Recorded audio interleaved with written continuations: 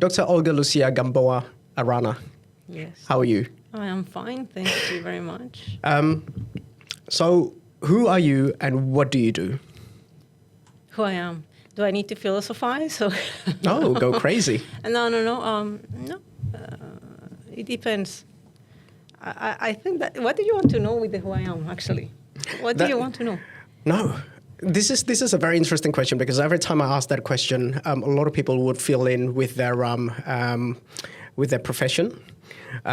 What I'm really wanting to know is, who do you perceive yourself as?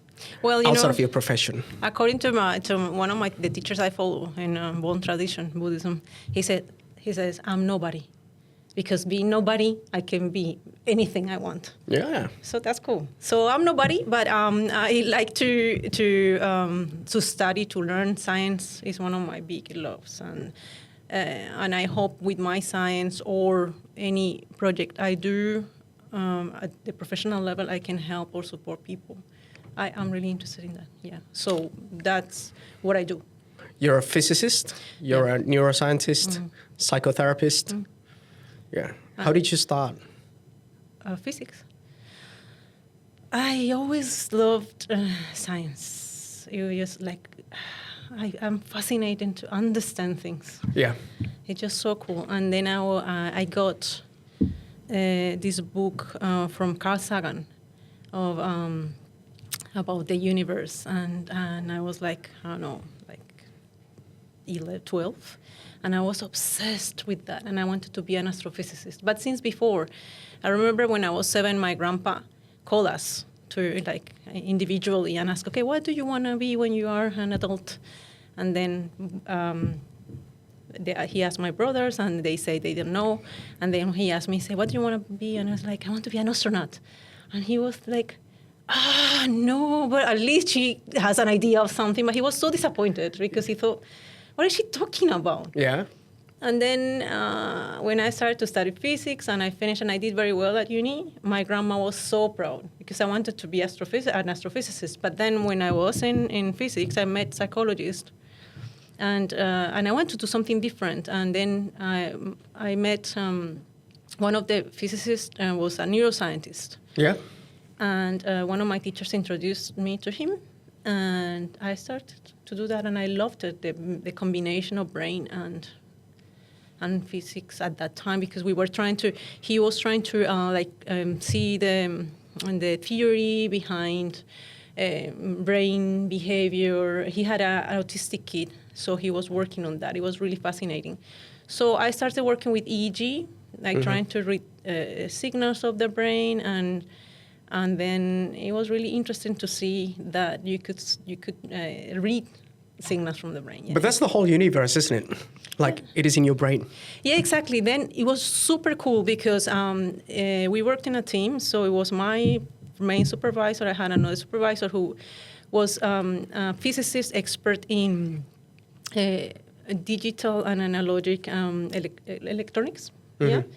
So he helped me with the machines because the machines were self-made. So we did them there. So he gave this to me to measure, because at that time in Colombia we didn't have that. We only had, when we needed EEG measurements, and everything was done by hand. So we were checking, like this. Wow. With the paper, and then we collected the signals, and they were from analogic to digital. And then we processed them, and at that time it didn't exist in Colombia. So I worked with a geophysicist, to analyze the data. Mm-hmm. It was super cool. So you see, it's the whole universe. So we were using the scripts he was using to analyze Earth responses to the brain. So it's fascinating. It is fascinating, and I read somewhere that physics have changed over the years, science have changed over the years as well, and there's always new, invention or new discoveries. And what I read just recently is everything that we see, feel, and touch in this world or in this universe is different to, any other animals of how they experience it. So it could be just in our mind; they're not real. What do you say? What do you say on that? What's your opinion on that? About we see different to other animals. About the things that we perceive are real. Well, you see, I don't know, not a very scientific view probably, but well, there is actually science that shows that birds, they see in a different way as we see, right? And we see certain amount of dimensions as some insects can't, for example. So they see us perceive us in a different way as we see each other. So when I told you there are two little kids that live in the roof of our house. Yeah. They come down and they look at us in a different way, and I'm wondering, what are they looking at, what they see? So it's known that they have a different perception from the one we had. So I believe physics is not complete, and things that we find now, like they are part of physics or like that are not scientific, maybe because we don't have the explanation or because we don't understand it. Some things maybe. Yeah. And I think in the future we will learn to understand more, including how animals behave, how they see us, what are our limitations. I think we are too egoistic. Yeah. Like we believe we are the best, we know everything. I think we are have very incomplete knowledge, and maybe in the future we will. 100%. We don't know what we don't know. No, exactly. But when it comes to beliefs, now I wanted to talk about beliefs. And the context where it brings into business as well. We've had a chat before this, and I've mentioned to you as well. Growing up, I was born and raised Catholic, not practicing anymore, but I was reading Bibles, and the way I perceive Bibles, just so in the same way where that everyone perceives the world differently, I perceive Bibles differently. Now, my belief, or what the Bible has said, is that belief. Well, I can't quote it directly, but what I caught was what you believe has already happened. So the way your brain power works, or the way your belief system works, will guide you to where you want to be. Some call it manifestation. Some call it the universe giving them signs. What's the science behind believing? I know what is your direction, but I tell you, well, everything is related. If you believe you can, you can't, and if you believe you can't, you can't. When I have a client, for example, and they ask me, well, do you think I'm going to get better? I say, what do you think you're going to get better? So it's what you think, it's not what I think. I think they can, but do they think they can? So is what if you think you can't, or if you think it's not possible, it's not going to be possible, because you are already putting limitations and obstacles, and you are going to give reasons why it is not possible. Mm-hmm. We talked about that, like you need to have a goal, you need to know where you want to go, but not to focus on that goal. You need to focus on what's going to take you to that goal, right? Which is different. Once you have the goal, then you need to start to think, okay, how will I reach that? But it's the thinking that you can achieve that goal puts you in a different set of mindset that will help you move forward, right? If you think you can't, you will not try. Is it what we call a confirmation bias? It's like when you buy a new car, you've never seen this car anywhere in the road before, but once you buy a new car, let's say a red car, you started noticing, oh, a lot of people have red cars. Is that the same thing where you're chasing your goal, you know what you need to look out for, and everything starts to appear? Well, interesting. I never thought about it in that way. I have only seen it very interesting. Yeah, it could be. It could be, yes. Like you start to find things that are coherent with your goal, with where you are moving towards. Yeah, maybe it is so. Exactly. So, yeah, that's very cool. I didn't think about it. If you think you can, you will start to have confirmation of why you can't. But if you think you can, so you will find reason what you can. Yeah, that's very good. That's very interesting. You said that as well, because a lot of my CEO friends, they're what I perceive as delusional. They have delusional goals. I still remember one of my CEO friends, he said to me when he wanted to open up a cafe, in a very quiet area. It's a new building. It's his building. And he was saying to me, look, I don't want, I want the clients to be very, very specific. I want them to be just celebrities. I want it to be able to sell coffees at $10 a cup. I was thinking, you're crazy. How are you going to survive Monday to Friday if you're just going to do that? He goes, one phone call, I can get 20 medias to come in. That's delusional, but he's very successful. So he did get it? I don't know if he did get it on that cafe, but I know that he's very successful in well, his... but you see, that's really cool because we are talking about business, but the same thing happens in life. And I don't know if we talked about values, but in the one of the meetings that we attended together, the speaker was talking about values, right? Which is super cool. And one of the things about that is when you have a goal, you need to... It's not only what you want, but also what you need and what is possible, right? The example I always give is some people say, yeah, but I do want to have a partner, right? A boyfriend or a husband. And how do you imagine that? They imagine Brad Pitt or George Clooney or something. And I say, yeah, but you are not Angelina Jolie. So what do you really need, right? Yeah. Then you need to adjust the goal also, and according to your values, what do you really want and need in life? Then you will realize that sometimes your goals are inflated or your desires or your wishes are not needed and are delusional. Yeah. And it is not going to be possible. So it will bring frustration, right? So that's why also a lot of people have issues that are unhappy in life. But still you will land somewhere in between, right? If you try to pursue that delusional goals?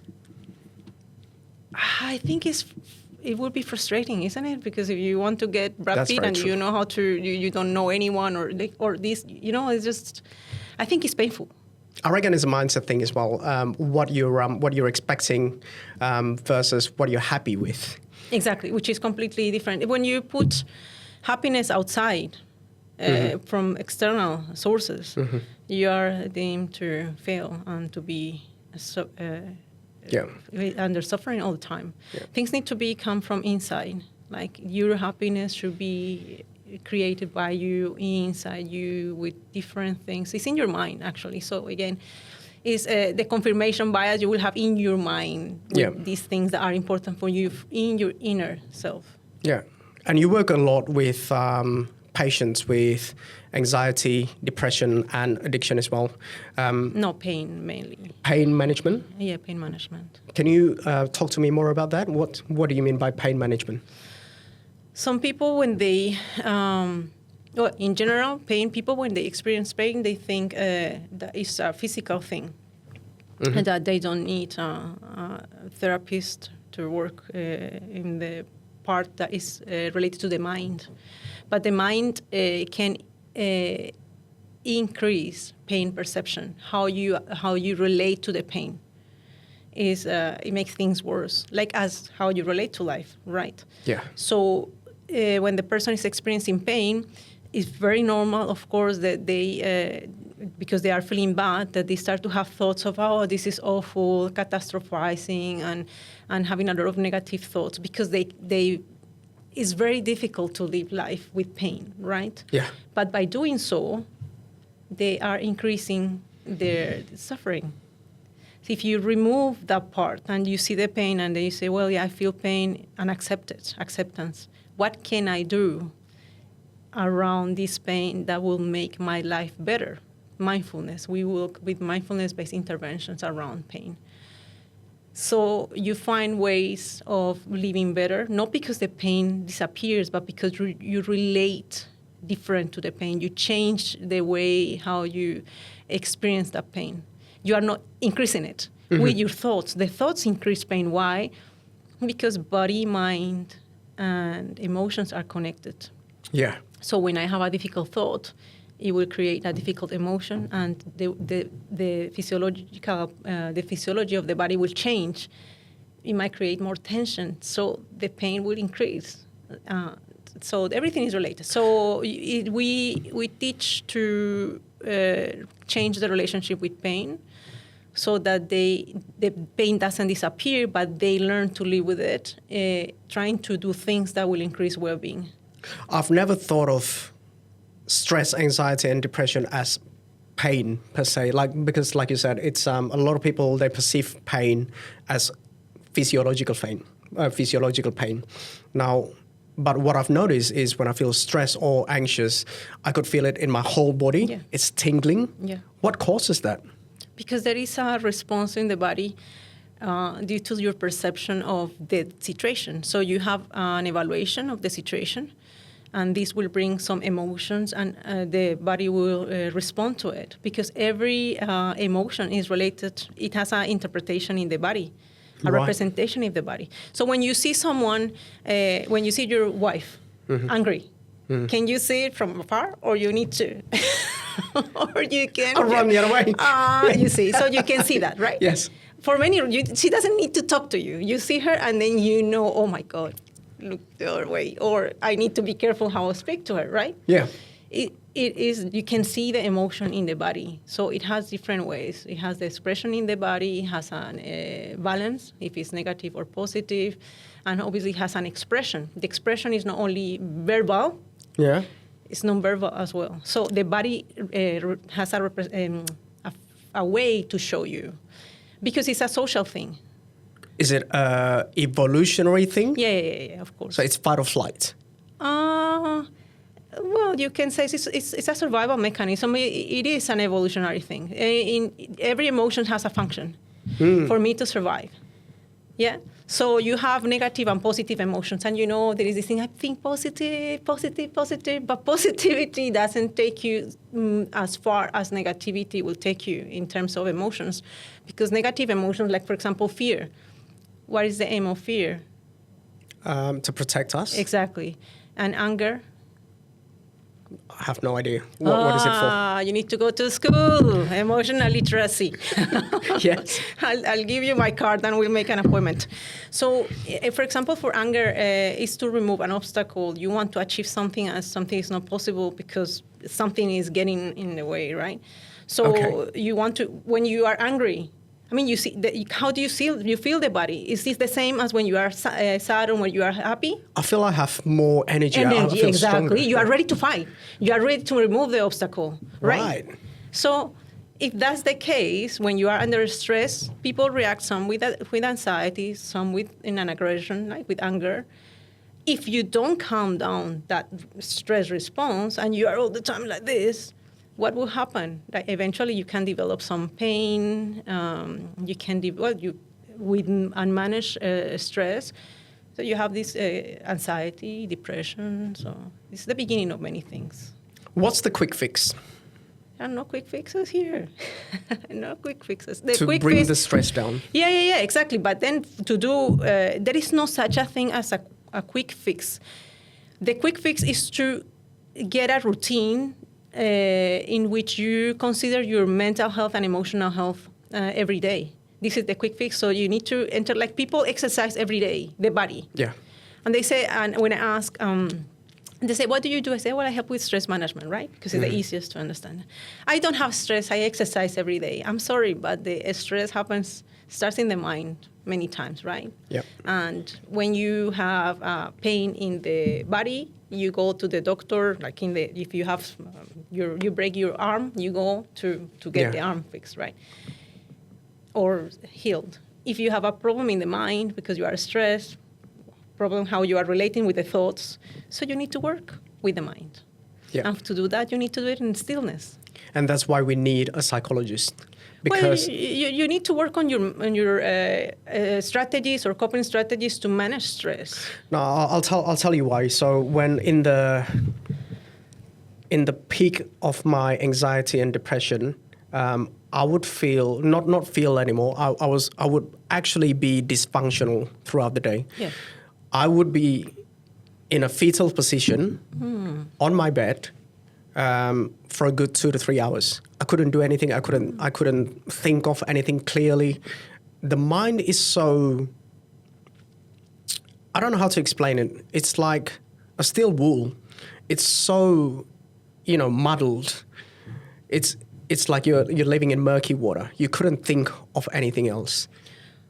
Well, you cannot in that moment because you are feeding the first thought that brought you to that situation. The problem is that we engage. You have this thought that is awful, and you just grab it and follow it. You don't have to follow it. So that's why the training of mindfulness is so important. You don't have to follow it. No, you don't. The fact that you have a thought, it doesn't mean that you have to listen to that thought or you have to continue indulging yourself. Indulging is the right word? What should we do with it? Or what sort of question can we ask ourselves to not follow that thought? Well, you need to train because, this is a neuroplasticity. You are training your ability to be negative. You are training your ability to continue worrying all the time. So the more you practice something, the better you become at it. So you are very good at your business, right, in your profession, because you have been training. In the beginning, you weren't that good. You were good, probably, right? That's why you say, I'm going to do this business. And then, of course, you have some skills. But as you are making mistakes and learning, you become fantastic at this profession. We are very good at practicing negativity. We are fantastic at worrying. We are fantastic at doing all these things that are not good for us. And we keep practicing every day. So what we need to do is to practice the other way around. The brain creates connections, and then these type of circuits get activated quickly when you, I don't know, for example, if you... I don't know what happened when you've had this experience, what triggered it. There is something that triggers it. It could be internal or external. Yep. You saw a movie that reminded you of this. Then immediately, yes, it happened to me. It's not only that it happened to me or this ex, it's also, and it happened to me again, and also this is going bad, and then it's going bad. So you start to feed the thought. It's not just one thought. You start to feed the thought. So the first thought has a reaction in the mind, emotions, body. Then you behave. You behave in some ways, right, that are not helpful. You stay connected to that thought. Then second thought, third thought, fourth thought. And, all start to, it's like an onion. The first, then the second layer, then the third layer. And the problem here is that you don't notice that you have fallen into that. That's very true. So you notice, then people say, I noticed, too late, because then you cannot stop it. So what you need to do is to train your ability to notice when it starts and then detach from there. It's not push it away, it's detach, noticing, what I'm doing to myself. So we don't know the consequences of our internal actions. That's a very good point, because it was built over the years with excessive worrying. So it started off with mild anxiety. I worried a lot, and then it became a monster of excessive worrying and depression. What's going to happen if this doesn't happen? Now, a very interesting thing that my mentor said to me when it comes to pulling myself out of that is to acknowledge what anxiety does for you, like fear. What does fear do for you? It's to protect you. It's to make friends with fear. It's to make friends with anxiety. Ask, why are you there? Are you there to protect me? So just there to understand why they're there. That helped me a lot. My question is, what does that do to your brain? Is that how you train your brain?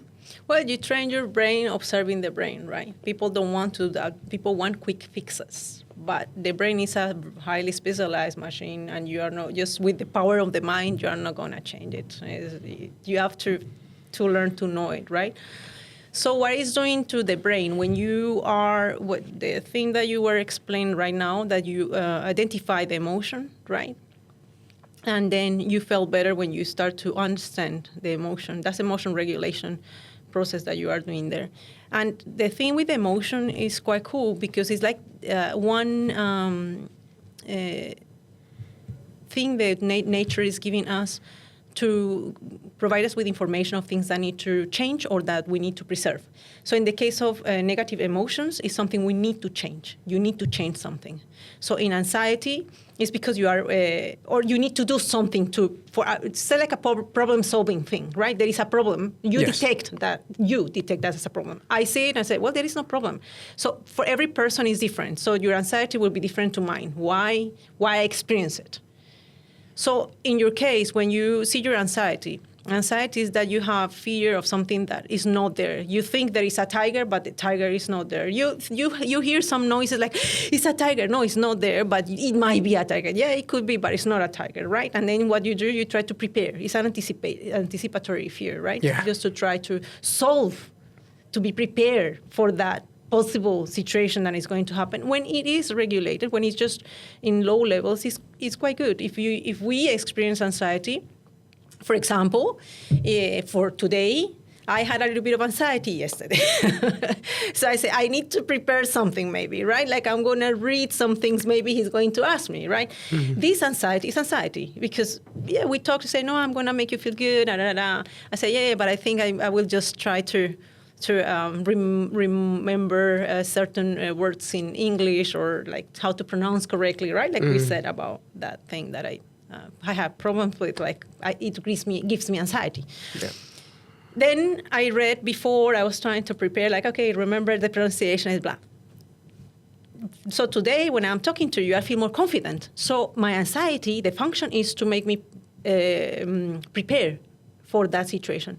When you have an event, when you have a speech or something, if you don't feel anxiety, you will not prepare. So it will go bad. So right. The emotion is very good in that sense, if you are able to regulate it. If, for example, yesterday I allowed my anxiety just to overwhelm me, so I will call in sick, say, hi, David, I'm sorry, I am feeling so bad. I think I have COVID, right? Because I feel so bad. Yeah. But then, because I say, no, if I listen to it, I say, why you are anxious? Yeah, for me, I'm afraid I will say something wrong, right? Yeah, but you know your stuff. Yeah, but I might. Okay, what would make me feel better? Okay, read a little bit about this topic. Okay, let's read a little bit. It made me feel better. I said, I'm ready. So the one thing that I learned very early on, starting my own business, is how to cope with stress. Now, how to see stress as challenges, stress and excitement. Because what I believe and what I've read is that the stress hormones, the hormones the hormones that are released when you're stressed and when you're excited are exactly the same hormones, and the way your body perceives it or the way your body exerts,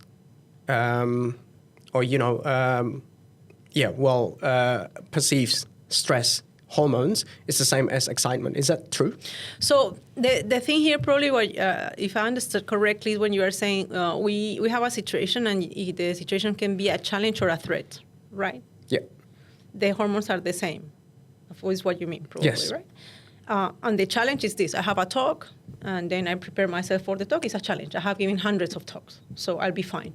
The threat is I have to do something I have never done, and I have no idea how I'm going to do it, and I might lose my job, and who is going to pay the rent? That's a threat, right? Yeah. And I'm having problems with my wife. And my kids is going bad, like in school, he's not being happy, right? Like you start to think about stuff like that. So that's a threat. Because things come in three, right? Like you have like all things are going wrong. The body enters a survival mechanism. If you are not able to come back to neutral, it will start to have detrimental effects in the body, because the body is not done to be all the time in survival mode. Like, I'm going to survive. Oh, my God, I'm fatiguing. I'm going to be dead soon. So you need to identify that and enter the mode of, okay, I need to solve the problem. So there are two options. First, regulate yourself. Then second is, okay, how I'm going to solve the problem. Do I know? No. Who knows? Start to see, he knows. Okay, I'm going to look for this person who knows. Or it is a problem-solving thing normally, because it's survival. The problem is not the chemicals that are being released, it's how long they are staying with you. So the body is not done to be experiencing stress constantly.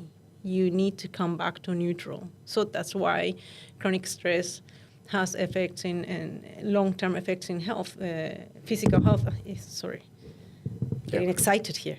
So in health, so physical health. So like people develop other type of conditions, pain, or it's bad for the heart as well. People that have heart problems, they need to learn to regulate their stress levels, anxiety, depression. Yeah. Is that how people cope with addictions? With what? Stress. Well, stress could addiction. We talked about that, right? The addiction has the aim of addiction probably is to provide yourself with certain reward to feel good, right? So Dopamine. Yes, dopamine release is one of the things. So we are pleasure seekers. Yeah. When things are going wrong, that will be an unhealthy coping mechanism when we are under stress. So that's why there are no quick fixes. That, for example, when someone drinks alcohol to feel better or to go to sleep, it's a quick fix, right? But it's not a long-term fix. You need to do more radical things. And when I say radical, means every day I'm going to get up, I'm going to do my mindfulness practice, train my brain, pay attention to don't do your practice, but pay attention to my body, how I am feeling, how is my mind, what do I need? Do I need a break? Do I need to go to nature? Do I need to sit and try to solve the problem? Do I need to talk to someone? What do I need? Self-compassion here is important. But people don't do that. So it's easier to go and eat 1 liter of ice cream. That's correct. To feel better, or smoke or marijuana to calm yourself down. I've had long use alcohol to help me to sleep as well. I've cut down alcohol. Bad idea. Idea. I noticed that. But you know why? I mean, in terms of biology, it is a bad idea because you might feel that a little bit of alcohol makes you relaxed and then you can sleep better, but it changes the architecture of the sleep. Correct. And that's what I've noticed as well. Yeah. So whenever I drink alcohol, my recovery the next day is terrible. Exactly, because you haven't slept as you should. The sleep has certain patterns and you need to follow the patterns and go and respect the architecture. But when you are drinking, you don't. So it changes, and next day your quality of sleep wasn't that good. How do I sleep better? Well, you can follow sleep hygiene, right? Things that probably you already know. So exercising, not at night, but more like earlier, having a good environment for sleep. Food, be careful how at night, no very heavy meals. No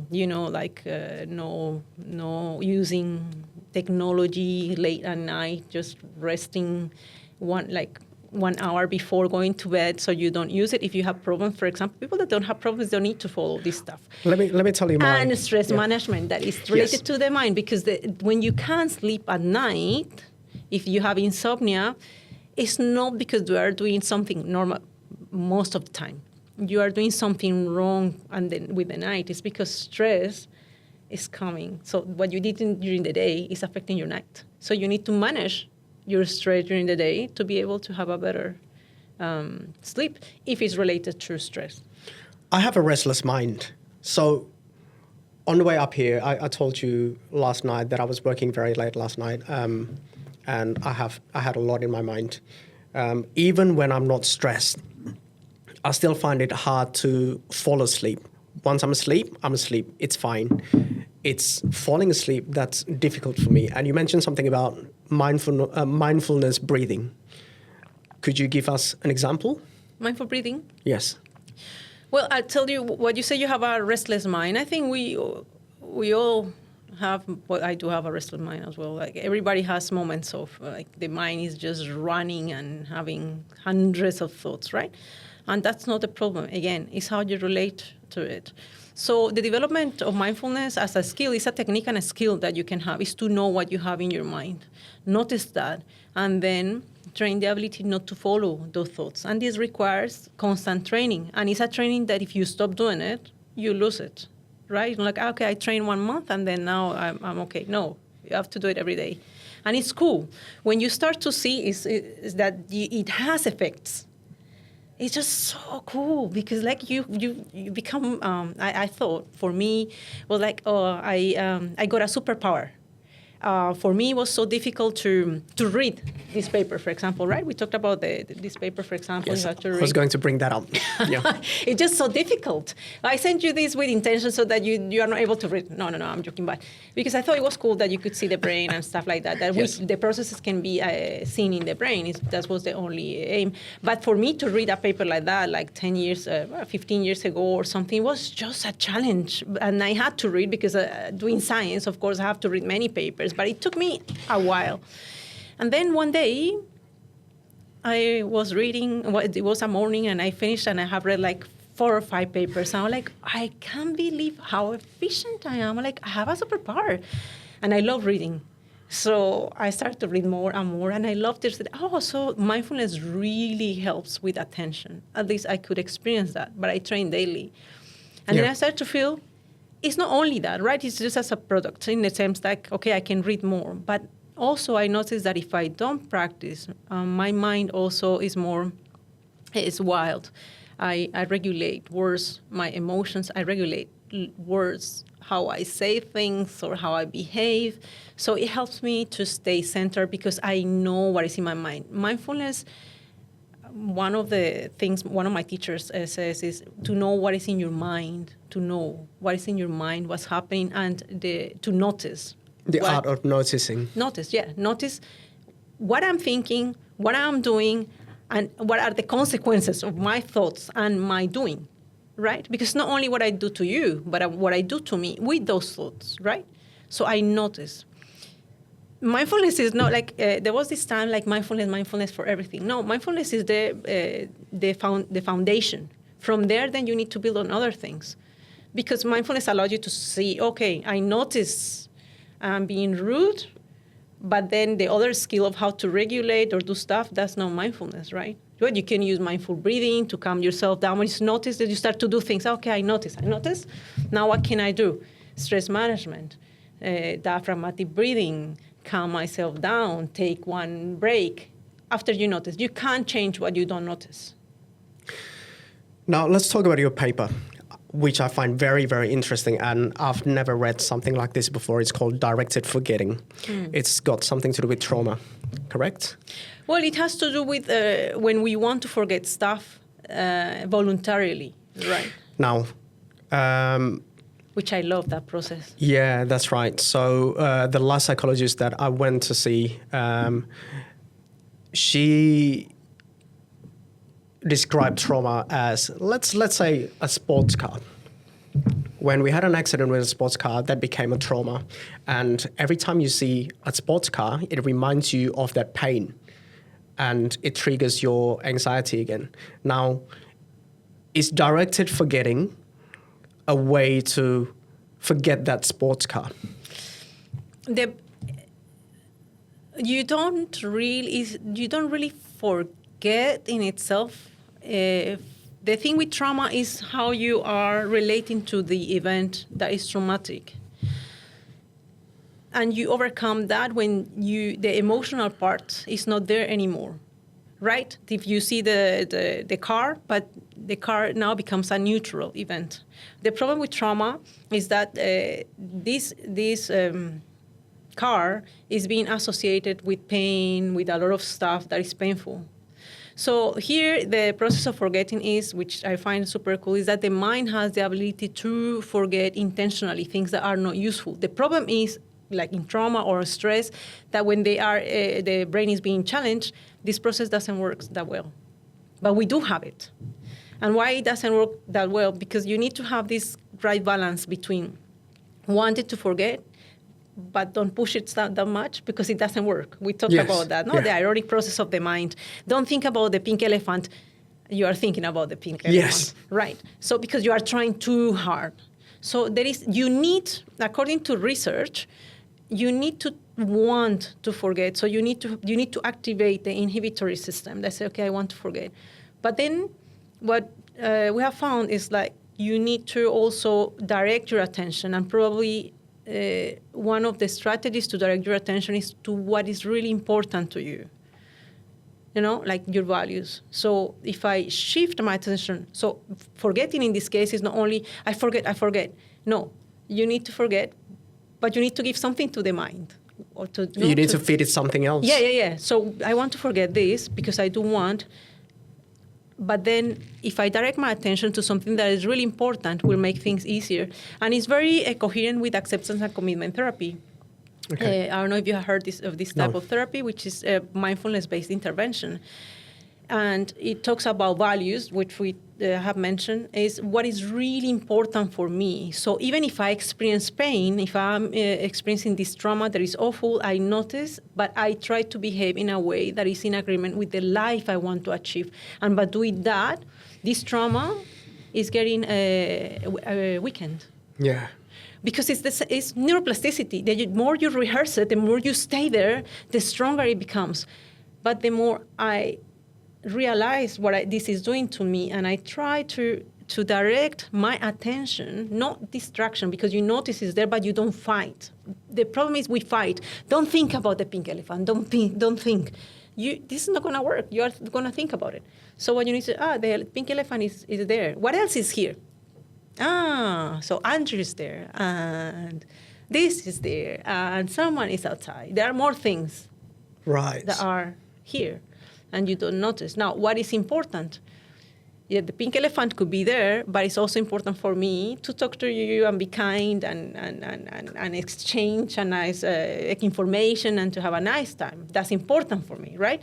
So I focus on what is really important for me. Obviously, I'm giving you silly examples. So you're shifting your focus, basically. Yeah, you shift your focus. But not with aversion. Not like, I don't want to think about it. Like, okay, I know you are there, but I also know you are here. And which one I want to focus on? I think I'm going to focus here just for now to try. I know I'm feeling pain, but I'm going to try my best to be here because it's important for me.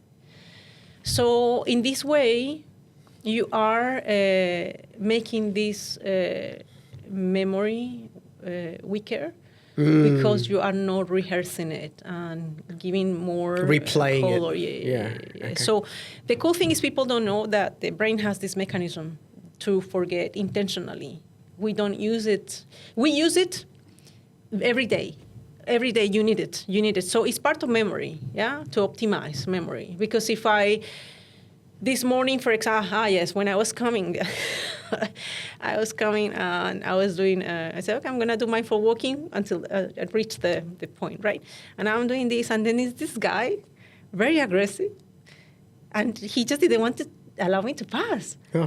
And then I was moving forward to try to cross the street, and he just moved forward. Then I moved back, and he moved back. I'm like, okay, yeah, that's a mindful moment. And then I laughed because I thought, like, if I react bad now, but I was just laughing about the situation. And then the guy just say something rude to me. I just don't know why. And I laughed, and I was like, yeah, that's a good teaching moment for me, right? Like, yeah, so I'm not going to get mad. Then I forgot now when I need to give the example. I was trying to look for the example. But if I get attached to what the guy told me, if I'm not able to discard that moment that he didn't allow me to pass, and then he was rude, I don't know what he said to me. I didn't understand, and I don't know if he spoke English. Maybe he was a white guy. I don't know if he spoke another language and he was rude. Someone else looked at me like, oh! So I don't know what he said. If I'm not able to detach from that moment, and I am like, he talked to me in this way, and I don't deserve it, and why is it? So I will not be able to continue with my day. So forgetting acted at that time because say, I'm going to continue with my mindful walking, and I'm going late, so try to reach on time.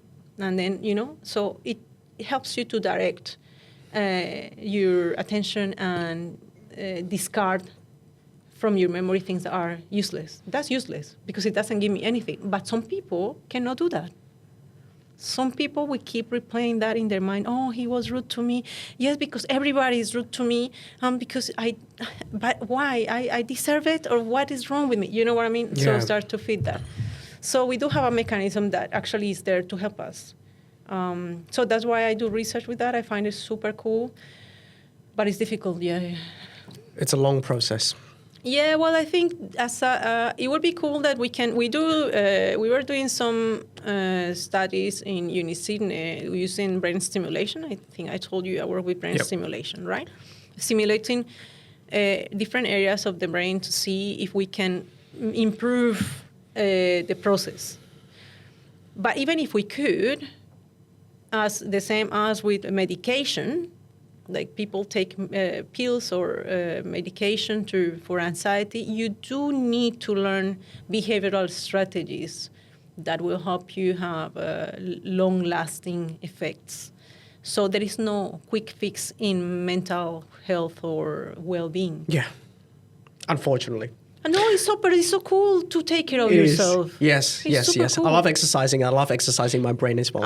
Yes, because exercising I can see you exercise, but exercising the body is not the same as exercising the mind. The body needs to be exercised in movement. The mind needs to be exercised in calmness, In stillness. mindfulness. So you need to sit and calm the mind, observe the mind, train your brain to see and to notice what's going on inside, here and here. Yeah. We haven't talked about EQ-ness. What is EQ-ness? My business. Yes. Yeah, I have big plans for it. I came I came with this idea of EQ-ness, EQ, because I love emotional intelligence. And then ness, it was like combining mindfulness with emotional intelligence. I don't know if it works that well because nobody knows how to pronounce it, EQ-ness or what is that? I was like, well, but people who knows about EQ will understand when they say EQ. So there I provide well-being strategies, and well-being strategies include training of emotional intelligence. I do individual therapy and also for organizations, training, resilience training, and I would love for it to later become something bigger where I could do research or collect. Well, it's big plan, right? Yeah. I think it's possible, but yeah, so I would like to incorporate a lot of the things of my research in that plan, and I would love for it to become more than just giving classes of how to feel well. It's like measurements. I would love for you to come and say, I want to do an experiment with myself. So you measure your brain with EEG, electroencephalography, and we see the changes from before and after. I'd love to be your guinea pig, cool. yes. Yeah, you can come. I have the equipment. So I love that. I myself, I'm doing it for myself to test. And it gives you really cool information. Yeah. So that's like, I would love for people to have this curiosity and to make like this type of science available to everybody. Like you spend a lot of money doing other stuff, like going to a movie or going to the secret rooms and try to solve stuff. Just come and try to do an experiment and train yourself. Start today, then 8 weeks later. How is that? I would love to. Now, I'm going to ask you a question that I ask every guest that comes to our show. What is your fuck it moment that propelled you personally and professionally? My what? Your fuck it moment. Why is that? So it means all entrepreneurs, they have that one moment when they say, fuck it, I'm going to leave everything and I'm going to start again.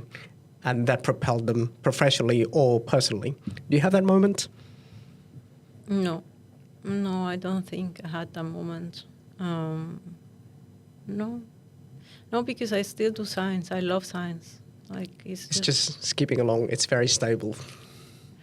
Well, you see, I think it's more like Australia is difficult, but I'm not sure. I'm not sure I want this to appear in the video. Yeah, we talked about this. Oh yeah, Australia is difficult. So finding a position as a researcher here is quite hard. And then I thought, well, this can be a obstacle for me. I can grow anywhere I wish to grow. So I will use all my knowledge to continue, because EQ-ness existed before. It just didn't exist in this form. But then when I thought, but I want to grow, I want to do more. Age is coming. I need to do more for me. So I thought, I'm going to try. I'm going to give it a try. Why not? I love that. But then, yeah. It's so, as a researcher, becoming a business person is so hard.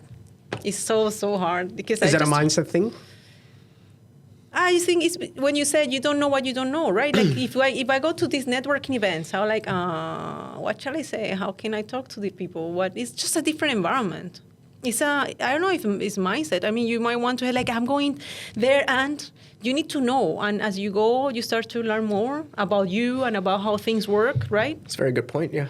Because you see, and also the culture is so different, super different. If I were in my country and I go to a networking event, I'll have no problem connecting with people. You arrive, you are next to so how are you? Fine. And then you start to talk, and then 5 minutes later, you know all the story of the person. Here it's not that simple. Yeah, people are, very cagey.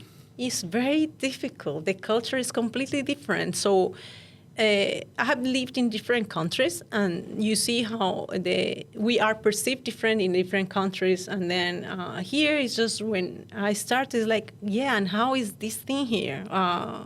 Do I talk too much? Which I talk too much. I talk a lot. Oh, yes, I do. So I am too much. Like sometimes, for example, in Latino culture, it's very normal to touch, right? Like to touch, right? And I have seen in some places, like if you are just, hi, and they think you are flirting, like you are just, with age, you become more cautious. When you are younger, you are riskier. Whatever, you try. Right? And then now I'm like, shall I come close? Shall I be far? Shall I talk? So it's hard. Yeah. Doctor, thank you very much.